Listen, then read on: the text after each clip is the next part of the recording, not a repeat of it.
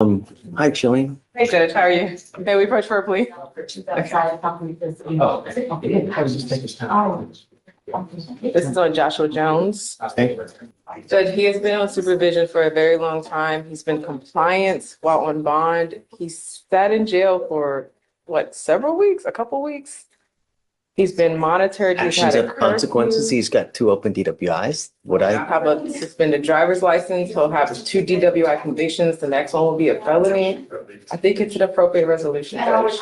He's been gainfully employed throughout this entire course of time. What I was thinking is perhaps like a TRAS to see if he really needs sober court, you know?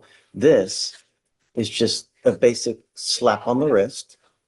Yeah, you'll have 2 DWIs on your record, but a slap on the wrist, people will go wrap their cars around the pole the next week. I've seen it all too much.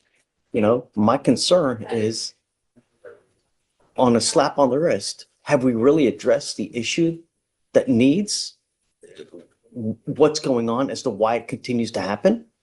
Yes. You know, oh, okay. Yes, sir. No, we haven't. The idea is, and I'm being Mr. Jones, you know, when you take the easy way out or when you take a half-ass approach to something in life, you get a half-ass result, you know? Whereas when you do something meaningful, maybe you'll get a better result. You know, if therapy, we do a TRAS and he does something like knocks their Aunt Connie's socks off, perhaps it's only on 1 as opposed to 2. This now, even the faintest smell of alcohol, you're looking at 2 to 10 in the penitentiary for the rest of your life. Don't matter where you go, don't matter what you're doing, don't matter what the circumstances are, you're looking at a 3rd-degree felony next time. And the problem is, have we really addressed the issue? Nope.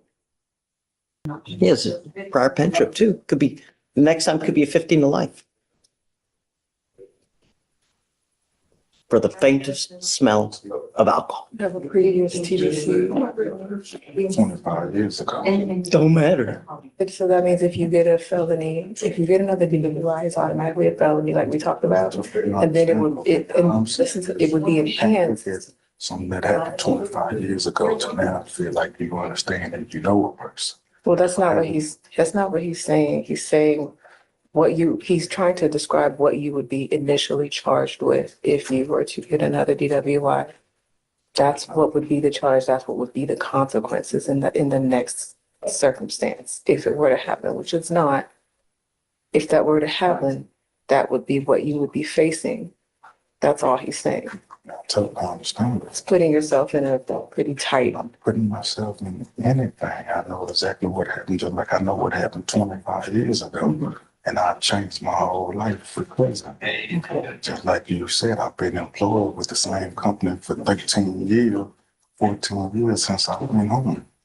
Mr. Jones. His GPS, he's working from sun up to sundown. I think that's what's keeping him out of, I think that's helpful. And I think he's been doing good all these months.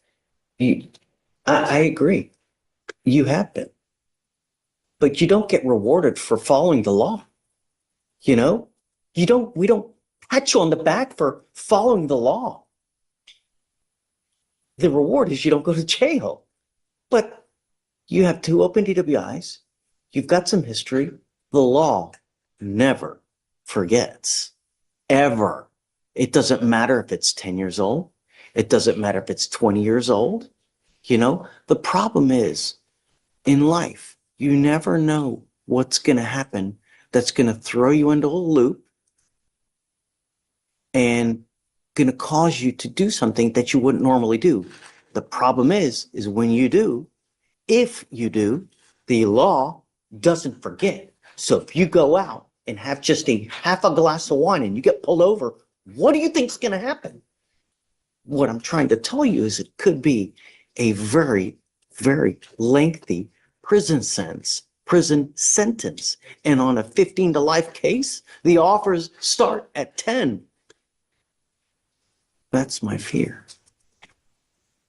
Perhaps we could do something more worthwhile. I mean, Because as far as the consequences of another DWI, if he were to be on probation, it'd still be a conviction. So they wouldn't change his consequences. but if we do significant, like a TRAS, significant, like sober court-ish, and just on one, as opposed to two. What do you think of that versus this? I can discuss it with him. We've kind of discussed it already, but we can discuss it again. Even on one? I don't know if they'd be amenable to it, but I can have a chat with them and my client. Mr. Jones, I think this is a setup for failure, and I'm trying to prevent that from happening. The idea is to get to the root, get to the cause, figure out what's going on so we can deal with it. You can lie to me, but you can't lie to yourself, right? Exactly. At some point, something, and this is a setup for failure. I'm being honest. It is. Just see if he's amenable, and go from there. Judge, may we be approached? Mr. Jones would like to say a few words on his own behalf, if that's okay with the court. Sure. Mr. Jones? We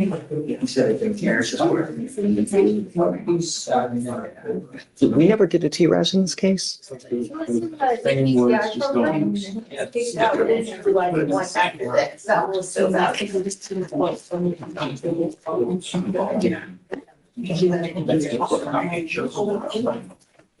the judge know why you should be able to move forward with this plea. He's listening. What, like you told me outside? Right. Yes. Judge Fletcher, I totally understand like what you've said as far as dealing in regards to the overall outcome of the case in which you feel in the future we would like to move on with. I understand exactly what I've done. I'm accountability of that, accept that. What was the turning point for you that you told me about? The last time you got arrested. Something that I never wanted to put myself. Like I You said, said Judge Fletcher's words made you self-evaluate. yeah. Tell them that part. It made me self-evaluate the outcome of what I want to do as far as with my life, not be. What have you done differently? What have I done What have different? you done differently? Nothing. You've done absolutely nothing except just work. You've done nothing. So Judge John, he expressed to me outside, I think he's just a little nervous. We talked about saying this to you directly. He expressed to me outside that the last time he got arrested and you said your words to him, he really went in the back. And when he was in custody that time, he really thought about like how he got here and what he needs to do moving forward. He reflected on his mother and when she passed and how when that time period came, he probably didn't grieve properly. And that's kind of how he started and drinking. that's exactly my point. But Judge, moving forward, I do agree, therapy is absolutely wonderful, but he has been going to AA or NA, and he does still go. And so he has taken those steps since that, and he is on that path now. And with working a job and going to NA and dealing with his grief appropriately, with the support of his family, with the support of his children, and having the pride and ability to provide for them has really put him in a good place. And these are not my words. This is exactly what he said to me outside. Joshua Jones is at a crossroads. With 2 DWIs and a history of substance abuse, the judge emphasizes the importance of not just getting by, but addressing the root causes of his behavior. The tough question, can therapy or sober court truly break the cycle, or is this a setup for failure? How do we balance accountability with the potential for rehabilitation? Let us know, should the court focus on rehabilitation or impose stricter penalties for repeat offenses? Your thoughts could make all the difference. What he said to me outside when he wasn't nervous. I just really wanted you to hear it. And so I'm literally just articulating exactly what he So just he's told in me. a PTI program. Did they kick him out because of the DWI, or they kick him out prior to? That's why they removed him. So here's what we're gonna do. I'm sending you for a drug and alcohol test right now. I want to know what, if anything, is in your system, and we'll go from there. But I want a complete full panel. I want to know everything, and we'll see.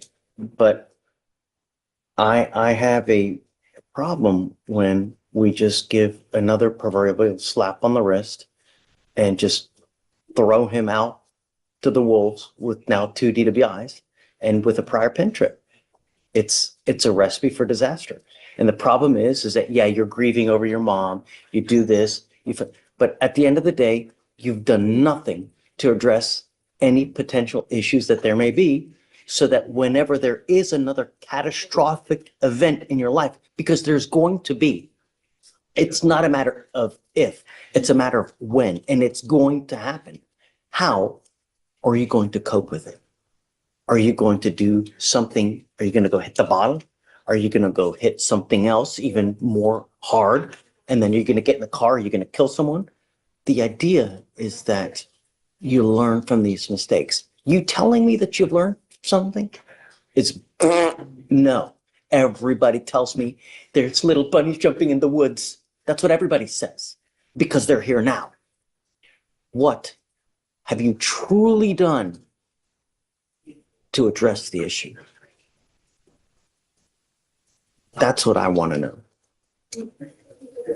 And before we go forward on anything else, if I'm going to accept this, I want to send you for a drug and alcohol test now. Okay? Okay, we'll do. All right. Thanks. Connor. Hey, bud. Judge, I'm approaching on Cecilia Salmeron.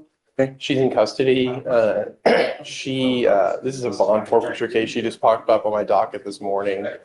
We saw Maroon from long ago. Wow.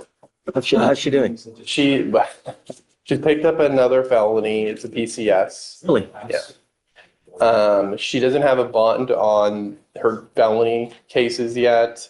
And she has court on Thursday for those. Let's see. Okay. Do you mind bringing out Miss Salmeron, please? Do you want to stay on, or do you want to? I'm fine staying on because I just know the case. I'm going to put like strict bond conditions on her now. Yeah, and I talked to her about it, Judge, and she understands. And I don't know if she's going to be able to bond out because She's at no bond now. Right. So I don't know how long that'll hold for, but one of the cases where she picked up with this DWI, the PCS case, and I don't know if they're going to even grant her a bond on that case when she goes to court Thursday. But maybe. she has a lawyer. Yeah. I don't think so, Judge. I think the attorney that was on the case withdrew. Any spring break plans, Judge? Here. No. Are your kids off Any kids? this week? Yeah, they're in back. Oh, They're really? hanging out with me in back. It's awesome. So I'd like to know what she's doing if she's driving in this case, because she's got an affidavit not to drive. I hope she's not driving. No, it doesn't appear so. It seems she Well, was. hold on. I'd like to know, but let's wait for her to get out so we can hear it together. Morning. How are you?